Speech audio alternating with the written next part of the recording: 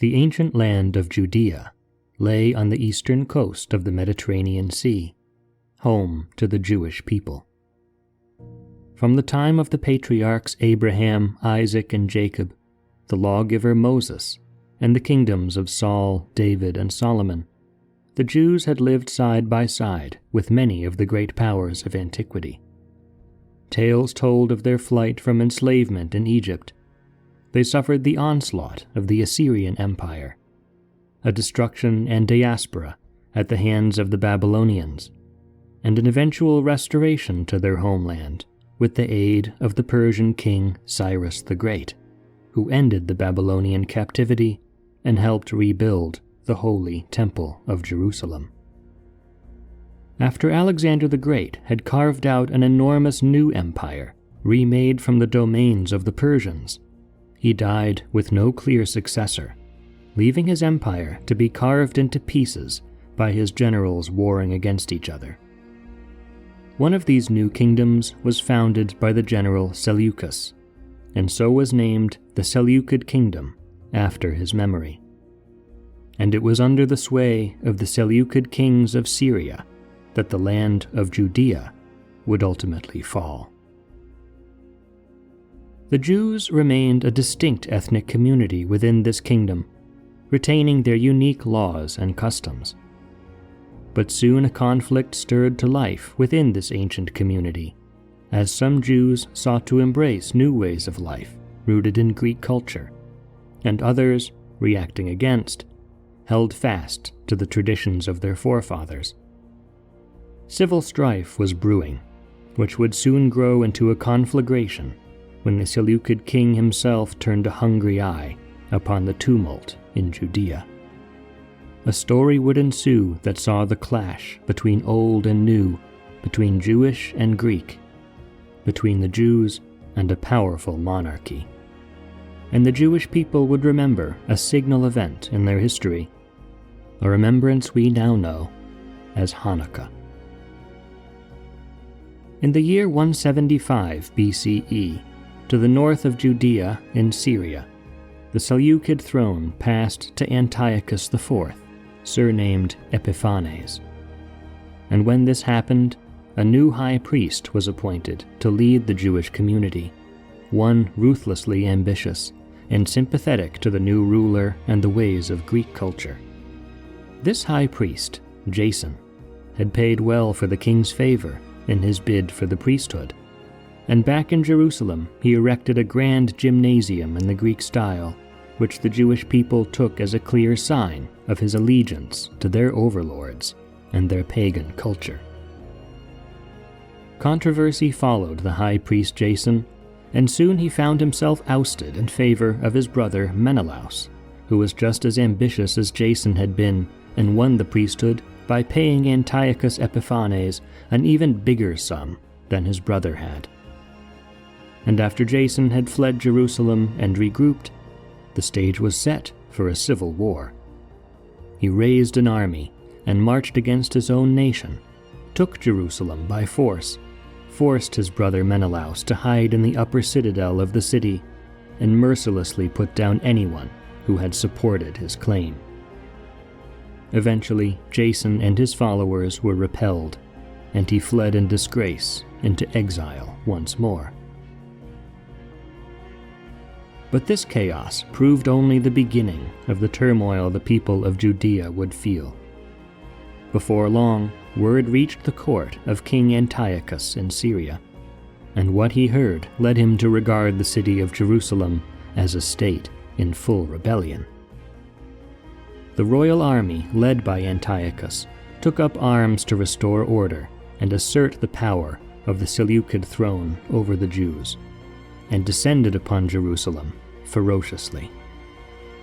4,000 were slaughtered when the king's army entered the city, with many more thrown into the chains of slavery. The corrupt high priest Menelaus, always subservient to the king, collaborated with Antiochus and allowed him access to the holiest site of the Jewish people, the temple of their one God. Tales tell of the desecration of the temple at Antiochus's hands, not just the looting of countless treasures, but an even greater abomination in the eyes of Jewish law, the bloody sacrifice of a sow, an unclean animal, on the temple's sacred altar. With Jerusalem again, as Antiochus saw it, restored to order under his heel, his army returned to Syria, and Menelaus returned to his duties as high priest of the city. Righteous anger swelled in the hearts of Jerusalem's people against the corruption and sacrilege that threatened their way of life, and they stood by the traditions of their ancestors. But even darker days would soon fall upon them, when Antiochus sent another army with his trusted general Apollonius at the head to inflict more violence on the Jews. Parts of the city were burned, and the walls were torn down amid more massacres and enslavement within the city. The temple was left empty of worshippers, and those Jews who had rejected the encroachments of Greek culture were forced to conform to the ways of the Seleucid state and bow to foreign gods. To their horror, the temple of Yahweh, the God of the Jews, soon became home to a statue of Zeus. Those who resisted became martyrs for their faith, and among these no story is more famous than the one told of a mother and her 7 sons who were brought before Antiochus for their disobedience of his mandates. The whole family stayed true to the worship of their God in the face of execution, as each of the 7 sons was killed before their mother's eyes, before she herself followed them in death. But darkness was slowly giving way to dawn, and new leaders were rising among the Jews to save their nation. The noble family of the Hasmoneans was among the most distinguished in Judea. In these days it was headed by a man named Mattathias, who had 5 sons: Johanan, Simon, Eleazar, Jonathan, and the one who would become most famous of them all, Judas Maccabeus. From his estate in the town of Modi'in, Mattathias grieved over the oppression of Judea and the desecration of the temple at Jerusalem. The king's emissaries paid him special attention as a leading citizen, urging him to the worship of foreign gods as a well-respected example to his people, inviting him to a pagan altar they had set up in Modi'in. Mattathias not only flatly refused, but furiously drew a sword and slew both another Jew who had agreed to worship at the altar and the royal ambassador himself, where he stood. He tore down the altar and announced his rebellion from that moment, calling all who remained loyal to their nation's laws and ancient covenant to his banner. Under the leadership of Mattathias and his 5 sons, a militant resistance against the forces of the Seleucid throne rose up and took cover in the mountains to hide and make plans. When time had passed and their strength was greater, Mattathias and his followers left their mountain strongholds and went down into the cities of Judea, leading raids against their enemies and tearing down the altars of the gods they regarded as false idols. But Mattathias was already a man in his elder years and felt his last energy giving way amid the rigors of campaigning. Knowing his time was near, he gathered his 5 sons and prepared to pass his leadership of the revolt into their hands. He reminded them of the faithful heroes of old and solemnly entrusted them with defending their people's covenant with their God, even if it meant sacrificing their lives. His son Judas was named his successor, and he gave to each of the other brothers a special duty supporting their cause.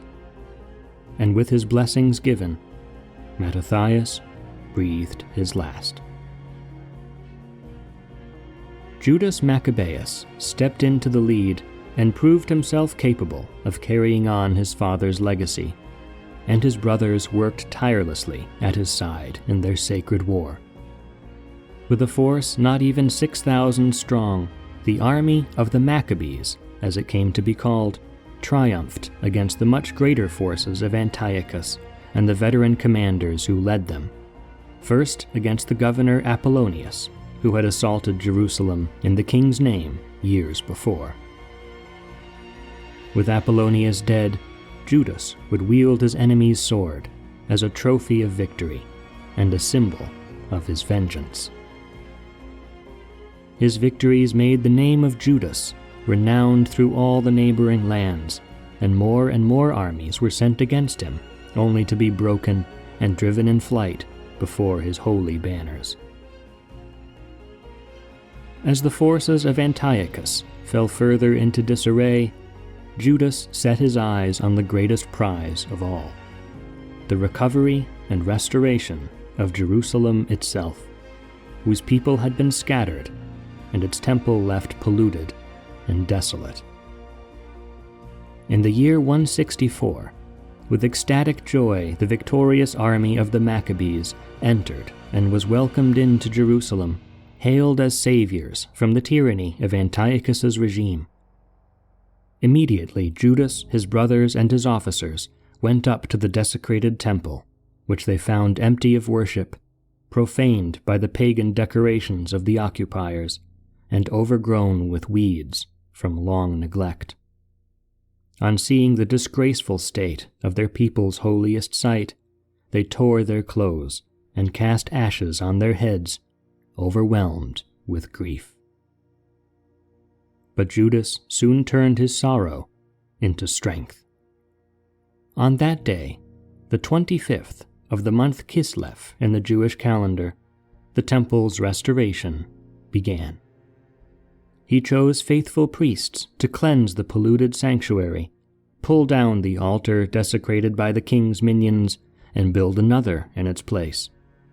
He also appointed warriors to fight against the Syrian garrison in the area, which still held a fortress erected by Apollonius to keep eyes on the temple. New holy vessels were made for the sanctuary. The lamps again were lit, and sacrifices were offered to the one God. And with exultant celebration, the army of the Maccabees gave thanks for their victory to the Lord of hosts. Once the temple was cleansed and its court was loud with worship once again, Judas commanded high walls and towers to be raised around it, to defend against any who would seek its desecration in times to come. News of the Maccabean Revolt and the return of the temple to Jewish hands reached Antiochus. But by then, his hour had come, as the king would fall ill and die before the year was out. One story is told that Antiochus's chariot flipped over as he sped recklessly towards Judea, and the wreck left his body horribly mangled until he slowly wasted away in torturous decay. The banners of Judas Maccabeus advanced over the next year as the dead Antiochus IV was succeeded by Antiochus V, and the war between the Seleucid regime and the army of the Maccabees rolled on. Jerusalem again would fall under siege, but the fortifications established by Judas enabled the city to withstand the attack, until a political crisis elsewhere in the Seleucid domains compelled the Syrians to sign a truce, granting the Jews the freedom to worship and live by their own laws, and so ended the long war in Judea. In the aftermath, the struggle continued within the Jewish nation between those who were sympathetic to Greek culture, like the high priest Menelaus, and those who retained firm adherence to Jewish tradition. Ultimately, Menelaus would meet a violent end, and his faction was swept away. But the Syrian successors of Antiochus IV returned to challenge Judas on the field of battle. In the year 160, the army of the Maccabees was at last defeated on the field of Elasa, and it was there that the great conqueror Judas died in battle, to the deep sorrow of his people. The cause of Jewish independence he fought for inspired the leadership of his two brothers, Simon and Jonathan, who carried on the renewed war for many years to come.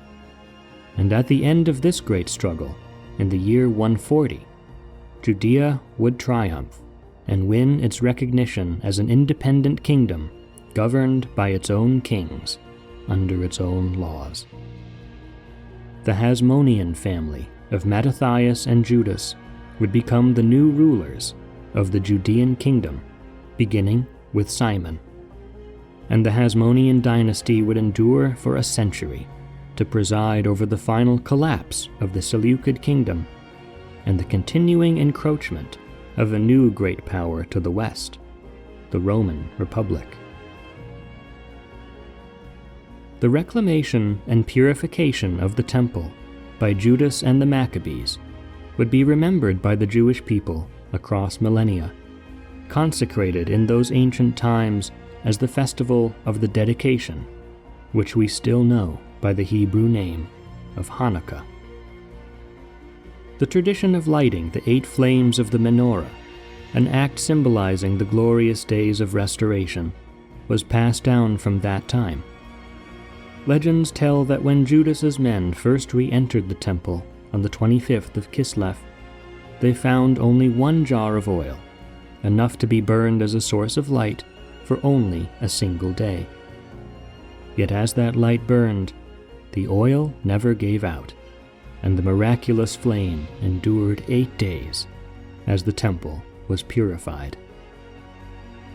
And so even today, among the descendants of this ancient people, 8 flames are lit in their homes over 8 nights, in solemn remembrance of the days when the Jewish faith was restored and its people's freedom was saved by the triumphs of the Maccabees.